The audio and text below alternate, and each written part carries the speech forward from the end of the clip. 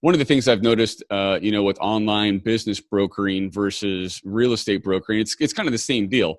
We've got, a large multiple listing service, basically us, Website Closers. We've got, 30, 40 businesses listed right now.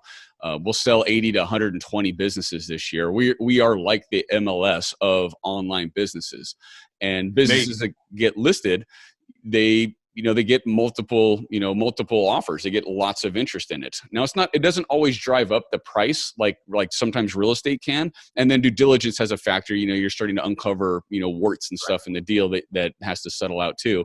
But it's not uncommon for us to see 50 to 150 responses to any listing we have. As a buyer, you have to set yourself aside, having a personal financial statement. I know that's something that, comes as a part of, what you do, making someone go through that, having that part, solidified, having some, where you can prove, what kind of liquidity you have or what access you have to financing. That will make an offer or at least the interest in a business stand out above somebody that says, I need to go figure out my financing. Right. Garrett, I love talking to you. I can't wait until we can have another live event. You get the crowd all jazzed. There's nobody involved in tax strategy, finances, financials that can rouse a crowd like you can. And it's always a pleasure to have you.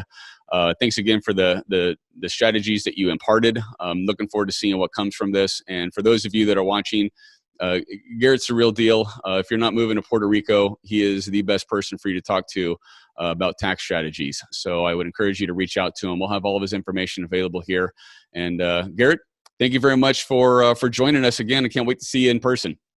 Yeah, I look forward to it. Thanks, Nate. Be sure to subscribe and hit the bell for notifications about new videos and interviews. And introduce yourself in the comments. Are you a buyer or a seller?